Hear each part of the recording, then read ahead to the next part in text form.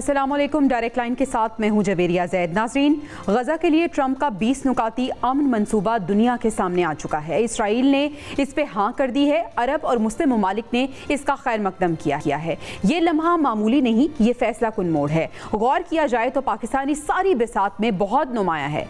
Trump खुले लफ्ज़ों में कह रहा है कि पाकिस्तान के वज़ीर आज़म और फील्ड मार्शल इब्तदा से हमारे साथ हैं। ये जुमला महज सिफारती तारीफ नहीं बल्कि पाकिस्तान की बढ़ती हुई आलमी हैसियत का खुला एतराफ़ है। ट्रंप के अमन मंसूबे में इसराइल की फ़ौज की मरहलावार वापसी की बात भी हो रही है। सवाल यहाँ पर यह है कि क्या वाकई इसराइल अपनी सरजमीन की गिरफ्त ढीली करेगा या ये सब वक्ती बयानिया है। एक तरफ हमास को 70 घंटों में गैरगमालियों की रिहाई का अल्टीमेटम दिया गया है तो दूसरी तरफ नेतन्याहू धमकियां दे रहा है कि अगर हमास ना मानी तो हम अकेले ही काम तमाम करेंगे। तो सवाल यहाँ पे ये भी बनता है कि क्या ये अमन मंसूबा है या नई जारहियत का ऐलान। सवाल ये भी बनता है कि क्या ये अमन मंसूबा फ़लस्तीनियों को आज़ादी देगा या सिर्फ ताकतवरों के लिए एक नई डील साबित होगा। और क्या ट्रंप और नेतन्याहू वाकई जंग के खात्मे में ज़्यादा फ़ायदा देख रहे हैं या ये सब सियासी बका का खेल है।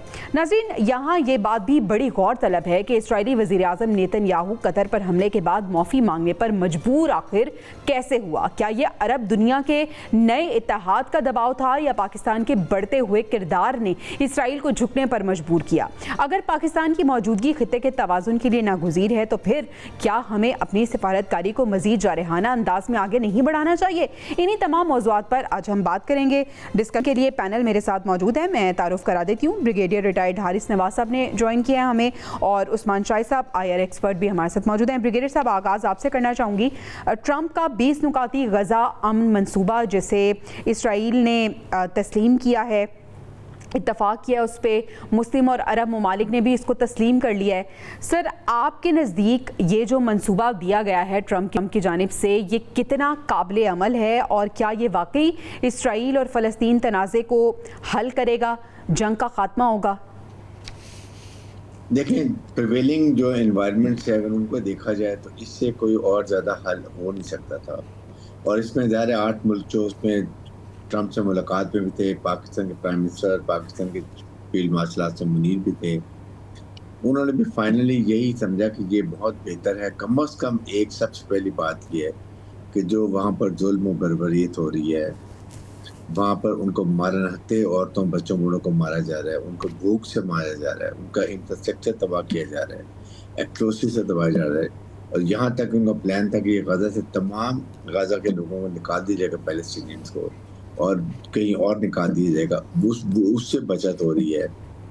और फिर एक कहीं ना कहीं एक हल निकल रहा है कि पैलेस्टाइन एक इंडिपेंडेंट जो स्टेट भी बनने की उम्मीद नजर आ रही है, वो भी एक नजर आती है।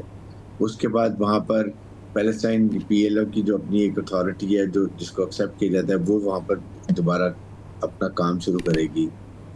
और फिर एक पीस बोर्ड बना दिया गया है जिसके अंदर प्रेसिडेंट ट्रंप खुद भी हैं और उनके साथ अगर आप देखें टोनी ब्लेयर और कुछ अरब ममालिक के रिप्रेजेंटेटिव हैं जो उनके रिप्रेजेंटेटिव होंगे, वो इसको ज़्यादा चलाएंगे। और मेरे ख्याल में 4-5 साल का ये प्लान है, उसको भी हमने देखना है। और अगर ये ना होता तो उसके बाद क्या होता, बड़ा क्लियर थ्रेट आज भी ट्रंप ने भी थ्रेट किया कि अगर ये नहीं करते तो ये पैलेस्टाइन के लिए तो बहुत ही बड़ा नुकसान होगा, बल्कि मैं खुद सपोर्ट करूंगा इजराइल को तबाह करने की। ये इतने बड़े मुल्क के प्रेसिडेंट को कभी भी मेरे ख्याल में ऐसे कमजोर लोगों के खिलाफ ऐसी बातें नहीं करनी चाहिए, बल्कि एक टैक्टफुल यूज करना चाहिए। अब इसके बाद बात ये है कि कैसे इसको अमल किया जाता है, कैसे अमन फोर्स लाई जाती है अरब ममालिक की, इस्लामिक ममालिक की। पाकिस्तान हर वक्त का एक हमला किरदार लेकर आते हैं, लेकिन फिलहाल इसको पॉजिटिव पाकिस्तान के प्राइम मिनिस्टर ने भी इसको पॉजिटिव किया और ये बिल्कुल ठीक बात है। और इसमें बड़ा किरदार है फील्ड मार्शल आसिम मुनीर का, जिनकी उनकी अपनी डिप्लोमेसी, मिलिट्री डिप्लोमेसी और पॉलिटिकल डिप्लोमेसी की वजह से काफी बातों को समझ आई है। और इजराइल को मजबूर किया गया है कि क्योंकि इतना आइसोलेट हो गया हुआ था कि अमेरिकन की बदनामी भी हो रही थी कि चले उन्होंने अपनी टर्म्स पे किया है, कम अज कम एक इमीडिएटली उनके पर जो जुल्म बर्बरियत के पहाड़ टूट रहे थे वो खत्म हो गए। ब्रिगेडियर साहब, इसराइल को मजबूर तो किया गया है, लेकिन उस्मान साहब को भी शामिल गुफ्तगू करते हैं। उस्मान साहब, इसराइल के गुरूर में और की बातों में एक जैसी खुशबू आ रही है। दोनों बात कर रहे हैं, अमन मंसूबा दे रहे हैं हम, अगर आप ये कबूल नहीं करेंगे तो बड़ा बुरा हाल होगा। कल नेतन्याहू ने धमकी दी, आज ट्रंप ने भी धमकी दी। आप इस 20 नुकाती अमन मंसूबे को किस तरह से देख रहे हैं? मसावी है दोनों फरीकैन के लिए, फ़लस्तीन और इसराइल के लिए? जी, मेरे ख्याल में डेफिनेटली बहुत बड़ी तामीरी और मस्बत पेशरफ्त है, लेकिन ये कितना देर पा होता है, कितना काबिल अमन है, कितना जो है इस मतवाजन है इस हवाले से। और जिस तरीके से हमने माजी में देखा, तो मेरे ख्याल में ये जोड़ी जो ट्रंप की और नेतन्याहू की है, ये काबिल भरोसा नहीं है। हम देखते हैं कतर के मुज़ाकरात हो रहे हैं तो वहां पे स्ट्राइक हो रही है।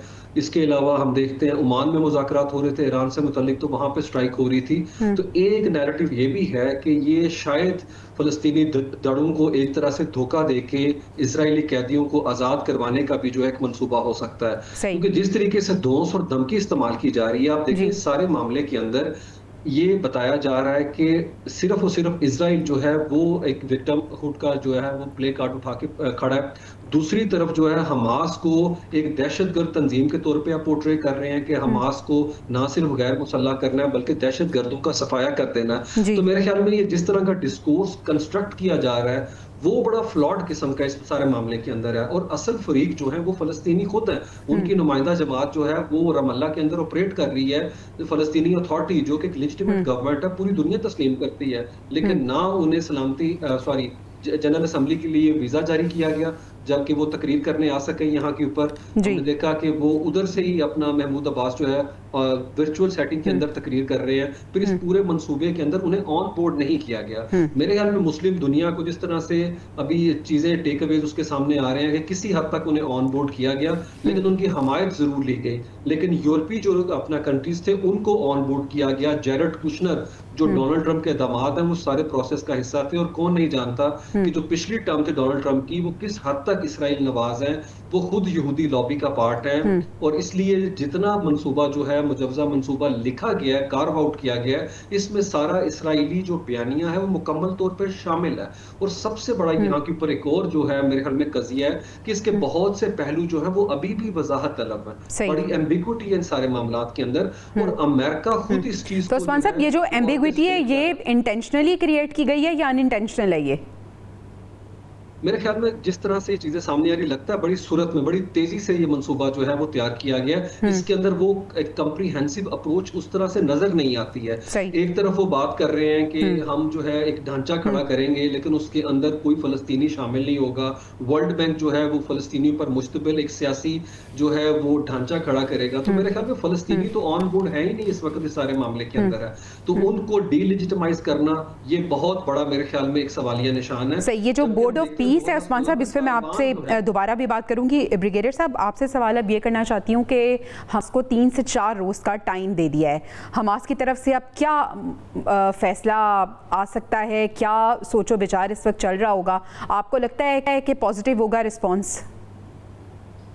देखें, जिस तरीके से ट्रम्प थ्रेट कर रहे हैं कि जी अगर नहीं मानोगे तो फिर तुम्हारे लिए तो तबाही है, वो तो क्लियर बात कर रहे हैं। सेकंड ये कि अगर आपने मुआहदा देना तो बेस्ट तरीका ये कि जब इस्लामिक वाले ने भी इसको अप्रूव कर दिया, पाकिस्तान ने भी इसको कहा कि ठीक है ये इसका हाल ये इस वक्त प्रिवेलिंग एनवायरनमेंट, तो कम से कम आप पहले हमास से बात कर लें, उनका कॉन्सेंट ले लें और फिर इसको पब्लिक करें। ताकि अभी आपने इतना प्रेशर डाल दिया कि वो अब उनको 100 दफा सोचना पड़ेगा।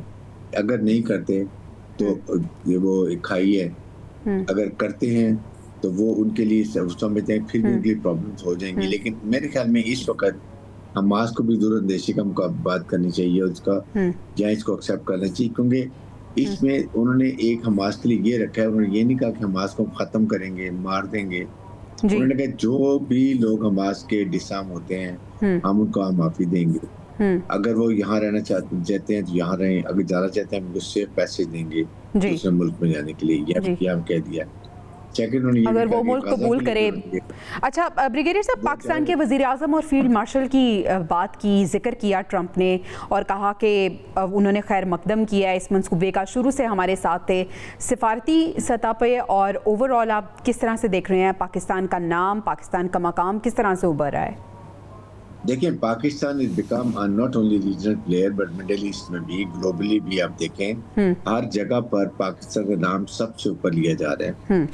और ये एक, मैं फ्रैंकली बताऊं, ये मरहूने मिन्नत अगर जो एक्चुअली है वो यही है कि जो मार्का हक में जिस तरीके से फील्ड मार्शल आसिम मुनीर ने अपनी फौज का प्लान किया, उस ऑपरेशन को कंडक्ट किया और 6 से 8 घुटने में इतने बड़े दुश्मन को घुटने टेकने में मजबूर किया, आई थिंक उससे पाकिस्तान का स्टेचर एक तो बहुत हाई हो गया।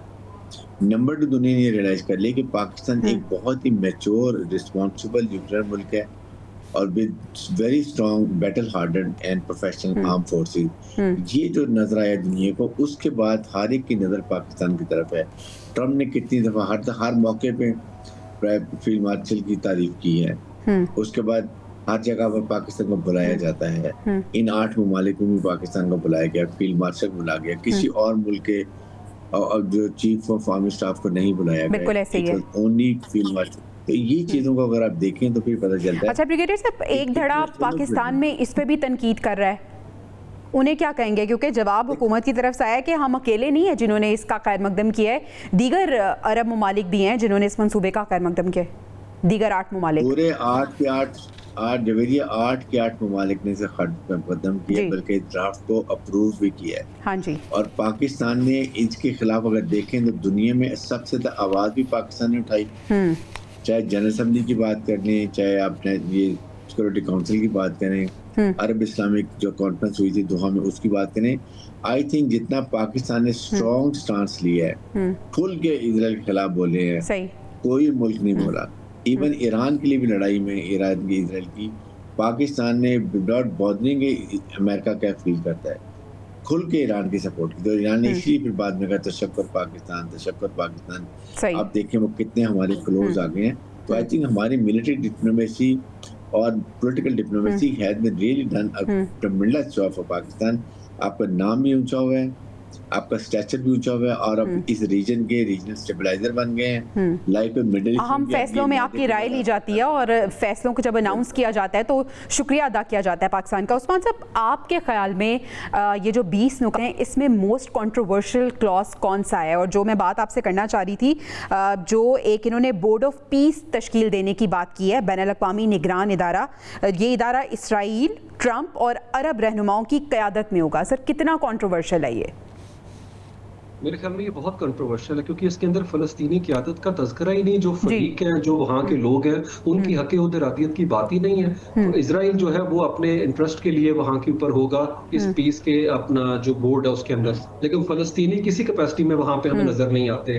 ना फ़लस्तीनी अथॉरिटी के कॉन्टेक्स्ट में हम उन्हें देखते हैं। हमास को वैसे वो चाह रहे हैं कि एलिमिनेट करके डिसफंक्शनल कर दें। तो मेरे ख्याल में फ़लस्तीनी अगर खुद अपने हकूक के लिए बात नहीं करेंगे तो ये बहुत बड़ा सवालिया निशान है इस अमन मंसूबे पर, जो असल स्टेक होल्डर है उन्हें इससे बाहर रखा जा रहा है। और टोनी ब्लेयर का क्या जिक्र है इसके अंदर कि वो बंदा जो 2015 में रिजाइन कर गया था और वो जो कौम मुत्तहिदा की तरफ से खसूसी एलची था यूरोप का, रशिया का, अमेरिका, यूएन का, लेकिन उसके दौर के अंदर मगरबी किनारे के अंदर तोसी हुई। और ये वही अपना वजीर आजम है जो 2003 के अंदर हमने देखा कि वॉर ऑन टेरर में एक अनजस्टिफाइड वॉर वेज की, जिसने इराक के अंदर WMD के तनाजुर में और 12 लाख लोगों को बेगुनाह तौर पे शहीद कर दी उस बंदे ने। तो ये जंगी मुजरम है जिसे अरब दुनिया आज भी एक अपना वॉर क्राइम के, अब समझे, कॉन्टेक्स्ट के अंदर देखती है कि इसका ट्रायल होना चाहिए। और वो यहाँ के ऊपर रेलिवेंट होना चाह रहा है। वो चाह रहा है कि वो डी फैक्टो गवर्नर जनरल बन जाए। ये टर्मिनोलॉजी ऐसे है जैसे आप किसी न्यू कॉलोनियल प्रोजेक्ट के अंदर किसी वाइसराय को इंपोज करना चाह रहे हैं। तो मेरे ख्याल में फलस्तीनी किसी, आपने सही वर्ड यूज किया, ये इंपोज करने के मुतरादिफ है सारा कुछ। जौहर सलीम साहब, साबिक सेक्रेटरी खारजा, भी हमें ज्वाइन कर लिया है। जौहर साहब, बहुत शुक्रिया आपके वक्त का। सर, 20 नुकाती अमन मंसूबा ट्रंप ने पेश किया है, आप किस तरह से इसको देखते हैं? फ़लस्तीनियों के जो मुतालबात हैं, क्या ये उन पे पूरा उतरता है? क्योंकि अब धमकी भी दे दी है, नेतन ने भी धमकी दी है, ट्रंप ने भी धमकी दी है कि ये मंसूबा हम दे रहे हैं, 3-4 दिन का टाइम है हमास के पास, अगर तो मंसूबे को मान लेते हैं तो ठीक है, वरना फिर इसराइल और नेतन्याहू के पास मुकम्मल अथॉरिटी है, जो मर्जी करें वो। जी बिल्कुल। अब ये जो 20 निकाती है मंसूबा, इसमें कुछ पॉइंट्स तो उन्होंने उसके लिए हैं जो इजिप्ट ने एक प्लान दिया था, जो बाद में अरब प्लान बना और फिर इसी में मुसलमान मुल्कों ने उसकी तायद भी की। लेकिन बाकी सारे पॉइंट्स उन्होंने शामिल किए हैं।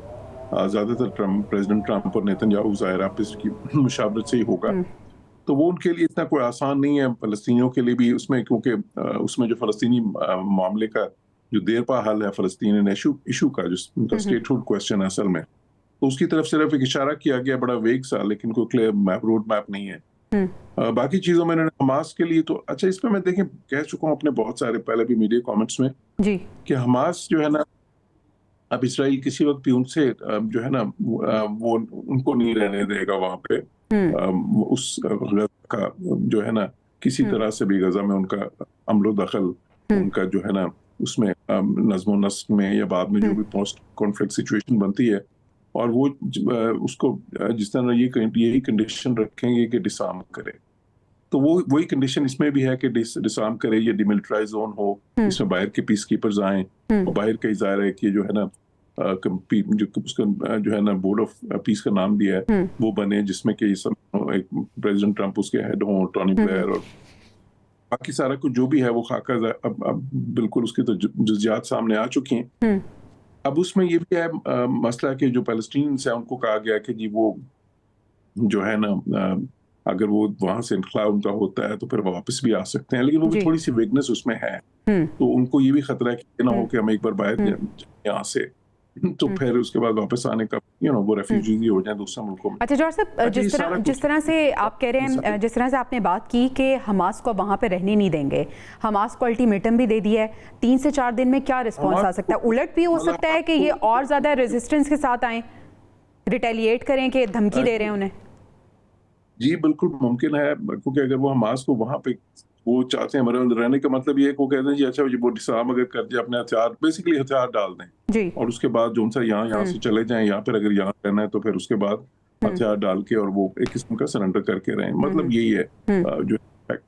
अब नेचुरली हमास के लिए भी ये कोई इसको मानना कोई इतना आसान तो नहीं होगा, तो और वो क्योंकि हमास तो है रेजिस्टेंस ग्रुप, तो यही अपनी रेजिस्टेंस जारी रख सकता है जो उन्होंने अभी तक रखी हुई है जी। एक तो इसमें वो चीज है, दूसरी ये चीज है क्योंकि नेतन्याहू और जो उसके इत्तेहादी हैं इजराइल में, वो सारे तो बेसिकली आपको पता है बिल्कुल अल्ट्रा ऑर्थोडॉक्स हैं या बहुत ही ज्यादा जो अल्ट्रा राइट के हैं सारे वहां पे, तो वो चाहते नहीं थे कि कॉन्फ्लिक्ट खत्म हो, वो तो चाहते ही नहीं है किसी तरह भी उनको वो इलाके वापस देने पड़े, एक फलस्तीन स्टेटहुड जो है ना इवन 22% रकबे पे जो बननी है जो ओरिजिनल फलस्तीन था वो भी नहीं देना चाहते, तो वो तो क्लियर है। लेकिन साथ ही साथ इस वक्त असल बुनियादी मसला ये है कि ऑप्शन क्या है। मैं पहले ही भी कह चुका कि ना ही अक़वाम मुत्तहिदा में जो भी होगा उससे कोई फर्क नहीं पड़ेगा, बेशक वो जनरल असेंबली हो या यूनाइटेड नेशन सिक्योरिटी काउंसिल हो या ICJ हो, इवन ICC में क्या, उन सारी चीजों से दुनिया ने इतना प्रेशर डाल दिया, ब्राजील से जापान तक दुनिया एक आवाज से बोली कि जी इजराइल के खिलाफ, उससे भी फर्क नहीं पड़ा। जो इसका जो भी जंगबंदी होनी है होनी तो इसी से है जो ट्रंप जो डिसीजन करा रहे हैं ना, तो अब उसमें तो तरीका ये कि ठीक है क्योंकि फलस्तीनियों का तो बिल्कुल कत्लेआम हो रहा है ना इस वक्त वहां पे जी, और वो 70,000 करीब तो अब ये ऑफिशियल है, लेकिन जो फलस्तीनी एम्बेसडर है मेरे वो आए थे पिछले हफ्ते, तो उन्होंने मुझे कहा कि ये 70,000 नहीं, असल में तो बहुत ज्यादा इससे जो अमवात हुई ज्यादा बड़ा नंबर है। अब तो ये तो वो है जो कि हमने काउंट करनी है जिनकी डेड बॉडीज, तो बाकी इतना बड़ा वहां पे मलबा पड़ा है 90% बिल्डिंग है, तो वहां पे सब सारी तबाह हो गई, मलबे का ढेर है, तो उसमें वो कहते हैं कितनी लाशें पड़ी हैं। ये उनका उसका कहना था। डॉक्टर साहब आज जब ट्रंप ने गुफ्तगू किया तो उसने बरमला इस चीज़ को माना है कि हमास बड़ा खमियाजा भुगत चुका है और अगर हमारा मंसूबा नहीं माना तो फिर मजीद खमियाजा भुगतने के लिए भी तैयार हो जाए। हमें अभी ब्रेक पे जाना है, ब्रेक से वापस आएंगे तो नाज़रीन हम बात करेंगे कि मंसूबे के अनाउंसमेंट से पहले इसराइल ने कतर से माफ़ी मांगी है जो दोहा पे अटैक किया था, इसकी वजूहात क्या हो सकती हैं, इस पर हम बात करेंगे, डिस्कशन अपने पैनल से करेंगे। ब्रेक के बाद stay with us. Welcome back नाजरीन, पैनल मेरे साथ मौजूद है और हम बात कर रहे हैं ट्रंप की तरफ से जो 20 नुकाती गज़ा अमन मंसूबा दिया गया है उस पर। ब्रिगेडियर साहब, इस मंसूबे की अनाउंसमेंट से पहले हमने देखा कि इसराइल की तरफ से माफ़ी मांगी गई, दोहा अटैक पे उन्होंने कतर से माफ़ी मांगी। अब सवाल ये है कि आखिर इसकी वजह क्या बनी और क्या कतर सालसी का किरदार अदा करता रहेगा?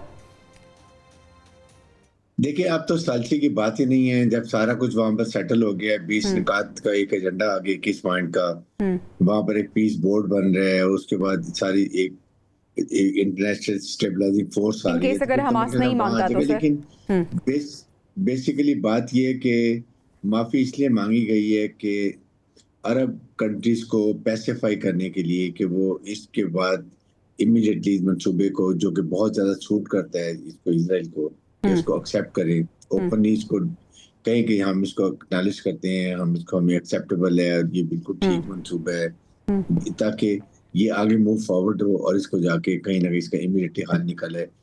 बेसिकली थीम इसका ये है कि इजराइल वांटेड गारंटीज कि हमास का हमेशा के लिए थ्रेट खत्म हो जाए, वो इसके बाद खत्म हो जाएगा। सही। नंबर 1 उसने कहा है कि मैं अपना में कॉर्ड के जो ममालिक हैं उनको चाहता हूँ कि और इसमें शामिल हो जाए। जितने ज्यादा शामिल होंगे, जितने ज्यादा सफारती ताल्लुकात होंगे, जितने तजारती ताल्लुकात होंगे, उतना ही थ्रेट इजराइल को अरब ममालिक से कम होता जाएगा। ये उसका मकसद है। अच्छा ब्रिगेडियर साहब, ये माफी के पीछे मुहर्रकात में से ये भी शामिल हो सकता है कि जब अटैक हुआ था तो फिर हमने देखा कि जो खलीजी रियासतें थी उनकी सलामती को बड़ा खतरा हो गया था। ये सऊदी इंटेलिजेंस चीफ ने भी कहा है, साबिक सऊदी इंटेलिजेंस चीफ ने, और इसके बाद पाकिस्तान और सऊदीया का मुआहिदा होना, ईरान की भी रजामंदी, और ऐसा लग रहा था कि वो भी इसमें शामिल हो सकता है। तो ये भी एक डर, ये भी एक दबाव हो सकता है। देखें, उन्होंने बेसिकली इस अकॉर्ड को कंप्लीट फॉर्मलाइज करने के लिए इजराइल ने माफ़ी मांगी है दुआ से, ताकि अरब के जैसे ममालिक, अरब ममालिक थोड़े सेटिस्फाइड हों कि चलिए इजराइल ने माफ़ी मांग ली और हम इसको सपोर्ट करते हैं। इसके अलावा और हल भी नहीं है जिसमें जो भी है कम से कम जुल्म बर्बरियत जो मार धाड़ वहां पे चल रही है, भूखा मारा जा रहा है, कम से कम वो उनको मिलेगा। और उसके बाद फिर दुनिया देख रही है कि ये कैसे पीस बोर्ड बनता है, चलता है, कैसे आपकी टास्क फोर्स कहाँ पर आती है, वो क्या काम करती है। लेकिन आप ये देखें कि ये नहीं कहा गया कि इसके अंदर के चाहे 4 साल हो जाए, 5 साल हो, जब हमास को हम न्यूट्रलाइज कर लेते हैं, इजराइल फौज विथड्रॉ हो जाती है, then where does the two nation state stands, उसके लिए कौन से एरिया इजराइल 19 देखें, अरब का पाकिस्तान का स्टैंड इज वेरी क्लियर कि ये अरब जो पैलेस्टीन स्टेट है, इसके लिए 1967 की जो स्टेट पे कब्जा किया है वो उनको वापस की जाए। बिल्कुल ऐसा ही है। Israel has said no nothing doing. उसके हिसाब से सही ब्रिगेडियर साहब, आपका पॉइंट आ गया। जौहर साहब, ये जो बातें की जा रही हैं ट्रंप की तरफ से, नेतन्याहू की तरफ से, दोनों शख्सियात ऐसी हैं, क्या इन पे हम मुकम्मल एतमाद कर सकते हैं? और ये जो मंसूबा पेश किया गया है, क्या इन्हें लग गया है, ये बात पता चल चुकी है कि जंग का खात्मा ही इन दोनों ममालिक की बका के लिए बहुत ज़्यादा ज़रूरी है, या कुछ और चल रहा है पसे पर्दा?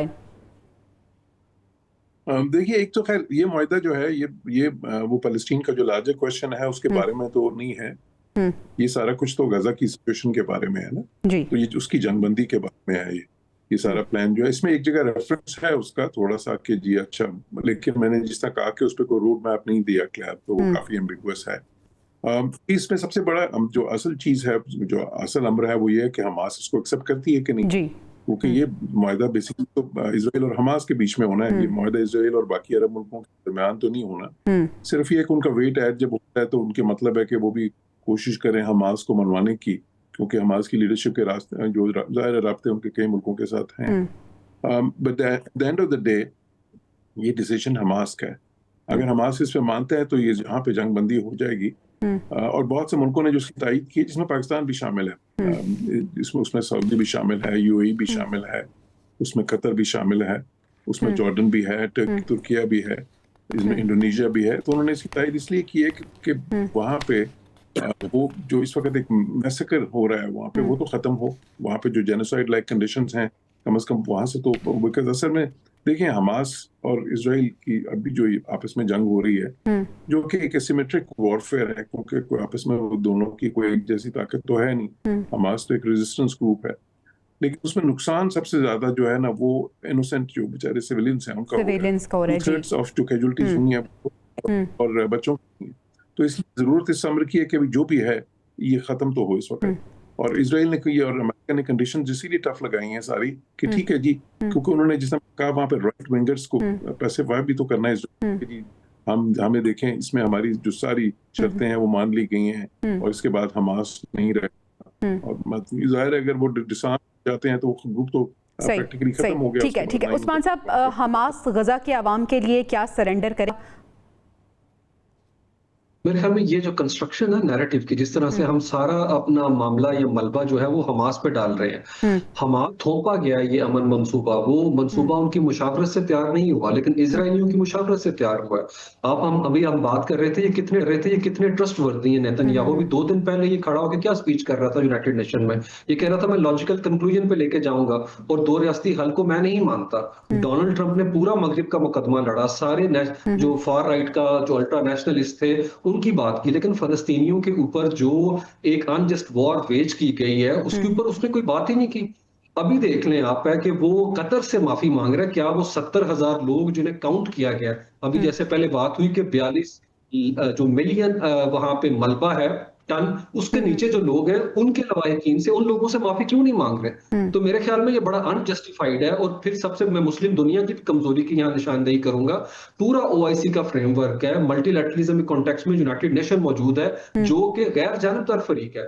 अब देखिए 2 साल से फ्रांसिस्का एल्बनीज जो हैं, जो रैपटर है ह्यूमन राइट्स के वहां के ऊपर ग्रुप की, वो बात कर रही हैं जिनके वीजे तक नहीं दे रहे, बैन कर दिए इन्होंने। एंटोनियो गुतरेस इजराइल का ट्रैवल नहीं कर सकता, उनरवा को बैन कर दिया, फंडिंग सीज कर दी उनकी।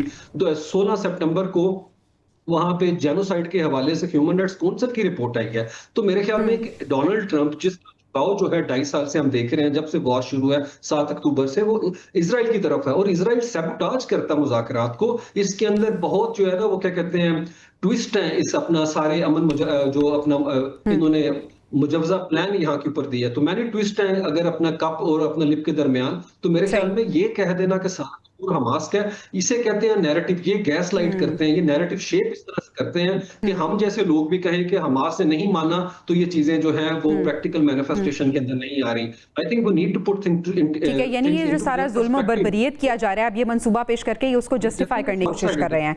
बहुत शुक्रिया जॉर्ज सलीम साहब, ब्रिगेडियर हारिस नवाज साहब और उस्मान शाही साहब हमारे साथ मौजूद थे। नाज़रीन, अब सवाल इंपॉर्टेंट यहाँ पे ये है कि अवाम क्या सोच रहे हैं, गजा के अवाम क्या चाहते हैं, इस मंसूबे के हवाले से उनकी क्या राय है, ये जानेंगे हम ब्रेक के बाद। Stay with us. Welcome back नाज़रीन। कहा जाता है कि in the fight between 2 elephants it's always the grass who suffer. Israel और हमास की जंग के दरमियान हम देख रहे हैं कि जो सफ़र कर रहे हैं, जो खमियाजा भुगत रहे हैं, वो फ़लस्तीनी अवाम है। फ़लस्तीनी अवाम जो मंसूबा ट्रंप ने पेश किया है, इस पर क्या राय रखते हैं, क़यादत का पहला रिस्पॉन्स क्या है और ओवरऑल जो ये सूरत हाल है, इस पर बात करने के लिए हमने फ़लस्तीनी सहाफ़ी जलाल अल-फराह साहब को इन्वाइट किया है। जलाल साहब, बहुत शुक्रिया आपके वक्त का। जलाल साहब, मैं आपसे बहुत से सवालात के जवाबात जानना चाहूँगी। हम बात करेंगे कि फ़लस्तीनी अवाम, फ़लस्तीनी क़यादत क्या राय रखती है मंसूबा जो ट्रंप ने पेश किया, लेकिन सबसे पहले मैं आपकी राय जानना चाहती हूँ कि सर, ये जो मंसूबा पेश किया गया है, आपको लगता है कि ये फ़लस्तीनियों की आवाज़ और कुर्बानियों को तस्लीम कर रहा है? किस तरह से आप इस मंसूबे को देखते हैं? दोनों फरीकैन के लिए बैलेंस्ड है क्या आपकी नज़र में ये? जी, बहुत शुक्रिया। सबसे पहले भी आप बात तो मैं वहाँ से शुरू करूँगा। कल जो प्रेस कॉन्फ्रेंस हुआ है नेतन्याहू नाजायज रियासत का दहशतगर्द वजीर आजम और डोनाल्ड ट्रंप के साथ, इससे पहले जो मीटिंग हुई थी डोनाल्ड ट्रंप की और आत्म मुसलमान और अरब ममालिक के सरबराह, अब मैं वहां से शुरू करना चाहता हूँ। देखिए, वहां ये मीटिंग जो हुई थी, जो डोनाल्ड ट्रंप ने आत्म ममालिक के सरबराह को बुलाया था, फलस्तीन गजा के मामला जो मसला है उसको इसके मुशावरत के लिए किया है ना भाई। मसला फलस्तीनियों का है, मसला गजा का है, और इस मीटिंग में कोई गजा का या कोई फलस्तीन का नुमाइंदा था ही नहीं है। बिल्कुल ऐसे ही है। चले, अब हमास को तो आप नहीं बुला रहे हैं, हमास को आप नहीं बुलाते तो कम से कम एटलीस्ट आप महमूद अब्बास साहब को बुलाते हैं। यस, उल्टा आपने क्या किया है, उल्टा आपने हम महमूद अब्बास साहब के ऊपर है पाबंदियां लगाई है। इसका मतलब ये है कि आप अपनी मर्जी से, आप और नेतन्याहू, इसराइल का जो वजीर आजम, आप दोनों मिलकर गजा और फलस्तीनी का फैसला कर रहे हैं। ठीक है, आप अब दोनों के आपस के एक मुफाहमत है, जो अंडरस्टैंडिंग है, उसी के मुताबिक आप हमारा मुस्तकबल को, अब हमारी जिंदगी का फैसला आपके हाथ में और नेतन्याहू के हाथ में। यानी हमारे 108 कौन कहता है कि हमारी कुर्बानियां सन 1948 या सन 1967 से या 2 साल से है? नहीं जी, जब से सल्तनत उस्मानिया खत्म हुई, जब से हमारा कत्ल आम हो रहा है। इसका मतलब 108 साल से लेकर अब तक हम जो कुर्बानियां दे रहे हैं वो आप उसके फैसला आप कर रहे हैं। अब कल की बात हम करना मैं करता हूँ। कल जो कॉन्फ्रेंस हुआ ये तो एक कॉन्फ्रेंस नहीं था, ये तो अब जो 21 नकात पर मुश्तमिल मंसूबा, यकीन कीजिए मेरे बहन, मैं तो एक एक पॉइंट को चेक किया, एक एक पॉइंट पे मैंने मेरे और भी सीनियर तज्ज़ियाकार, मैं समझता हूँ ये तो ना कोई मंसूबा है न ही या कोई तजवीज है, ये एक पूरा जाल है। जाल आप समझते हैं, यानी एक धोखा है जी। धोखा इसलिए कि जो इसराइल ने 2 साल में जो नाकामी इसराइल की है गजा के अंदर है, अब उसको जो है ना वो सलामती या अमन के मंसूबा का शक्ल देखकर काम उसको इम्प्लीमेंट करना चाहते हैं। अब आप ये कहेंगे इसराइल की नाकामी, देखिए हाँ मैं समझता हूँ, मैं देख रहा हूँ, सब कुछ देख रहे हैं कि गजा बिल्कुल खत्म हो चुका है, इसमें कोई शक नहीं है, लेकिन ये इसराइल की कामयाबी तो नहीं थी। इसराइल ने अगर सिविलियन निहत्ते लोगों को मार दिया, इमारतों को तबाह कर दिया, हॉस्पिटल्स को तबाह कर दिया, स्कूल्स को तबाह कर दिया, ये कोई मुनज़्ज़म फौज की कामयाबी? आपकी जो कामयाबी, इसराइल की जो कामयाबी, इनकी जो अहदाफ इन्होंने ऐलान किया, हमारा 4 अहदाफ है, हमास को खत्म करना, यरगुमालियों को बाजियाब करना, वगैरह वगैरह वगैरह वगैरह, क्या उसमें से आपने एक भी अचीवमेंट की है? नहीं किया। तो अब आपको पता जोरी जबरदस्ती तो मैं कुछ कर नहीं सका, और मैं गजा के अवाम वहां से इनको हिजरत पर मजबूर कर सका, तो हम इसी तरफ आते हैं 21 नकात। मोहतरमा मैं आज आपको बता दूं और आपके नजरिए, ये जो 21 निकात है, कई ऐसा निकात है जिस पर इम्प्लीमेंटेशन करना मुमकिन नहीं है। सबसे पहली चीज, पहली बात, ये जो फरमा रहे हैं डोनाल्ड ट्रंप साहब है, ये जो फरमा रहा है कि जी यरगुमालियों को फौरी तौर पर रिहाई किया जाए। 72 घंटों में, हाँ जी। बात आपको बताओ, मजे की बात बताऊं, आज सुबह अभी तकरीबन 2 घंटा पहले, यानी अमेरिका में सुबह का टाइम, ऐसा यूं लगता है कि जैसा डोनाल्ड ट्रंप को पूरा रात जो है ना वो गजा इनको ख्वाबों में, सबसे पहला बयान अभी 2 घंटा पहले इन्होंने जो दिया है डोनाल्ड ट्रंप ने, वो ये है, मैं हमास को 2 से 4 दिन दूंगा अगर इन्होंने यरगुमालियों को रिलीज नहीं किया है, तो फिर मैं इसराइल को इजाजत दूंगा जो चाहे गजा में कर ले। एक तो पहले बात तो ये, यरगुमाली मेरे ख्याल में इतना आसानी से हमास नहीं रिलीज करेंगे, यानी जो तजवीज जिसके अंदर जो मंसूबा है 21 निकात के। अच्छा जलाल साहब, अब मैं आपसे फ़लस्तीनी अवाम और फ़लस्तीनी क़यादत का रद्द-ए-अमल जानना चाहूँगी। उनका पहला रद्द-ए-अमल क्या है? जिस तरह से आपने भी बात की कि ये जो नुकात हैं, बहुत से नुकात ऐसे हैं जो कंट्रोवर्शियल हैं, जिन पे अमल दरामद नहीं हो सकता। कोई निगोसिएशन की बात हो सकती है? कतर से भी माफ़ी मांग ली है, सालसी का किरदार अदा किया जा सकता है कतर की तरफ से? बात अफ़ाम व तफ़हीम से कुछ हल होती नज़र आ रही है आपको? बात है अफ़ाम तफ़हीम से होगा। जंग सही ने करके देख लिया, हमने भी मुज़ाहमत करके देख लिया, ज़ाहिर आखिर में तो वही वाली बात है, टेबल टॉक होगा। लेकिन क्या इसराइल इस टेबल टॉक करने के लिए तैयार है? नहीं है। अभी की बात है, मैं दूर नहीं जाऊंगा। नेतन्याहू ने भी यही, बेंयामिन नेतन्याहू का यही बयान है कि जी मैं कभी भी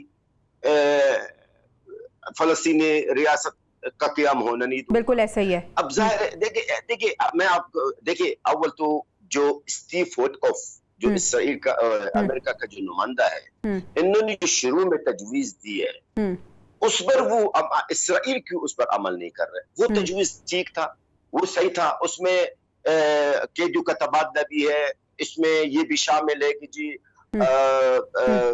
इसराइली फौजियों का इनखिला गजा से, काफी चीजें हैं जो हमारे लिए रिलीफ है। हाँ अलबत्ता ये अच्छा जलाल साहब, क्या ये ऑप्शन है कि एक मंसूबा पेश कर दिया गया है, मास अपने पॉइंट्स रखे कि ये हमारे पॉइंट्स हैं, ये आपके मुतालिबात हैं, अगर हमारे ये मुतालिबात आप मान लेते हैं तो हम इस मंसूबे को एक्सेप्ट कर लेते हैं? क्या ऐसा हो सकता है या मुकम्मल डिनाइल आपको लगता है कि हमास की तरफ से होगा या एक्सेप्टेंस होगी?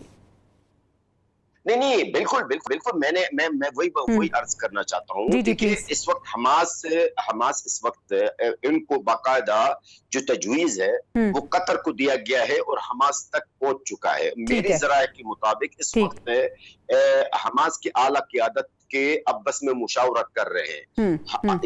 हमास की तरफ से कुछ तहफ़्फ़ुज़ात होगा, इस तजवीज पर इनके कुछ ऑब्जेक्शंस होंगे, इसमें तरमीम और चेंजिंग की बात करेगी हमास। एकदम हमास इस तजवीज को मंजूर नहीं करेगी और सबसे पहला तजवीज जो मंजूर वो नहीं करेगी कि हमास इख्तियार डाल दे। हमास इख्तियार नहीं डालेंगे, मैं नहीं समझता हूँ। जहां तक मैं हमास की साइकोलॉजी को समझता हूँ, वो इख्तियार नहीं डालेंगे। और यार रुमालियों को इसी तरह छोड़ना, इसका मतलब हमास अपना आप को कमजोर करेगी। क्योंकि हमास के पास इस वक्त अगर ताकत है तो सिर्फ ये जो यार रुमाली है, ये है 1A की वीक पॉइंट है, कमजोरी है। जलाल साहब, पसे पर्दा प्लान यही तो नहीं छुपा हुआ, ये गमालियों को रिहा करवाना और उसके बाद वही काम करना जो भी हो रहा है?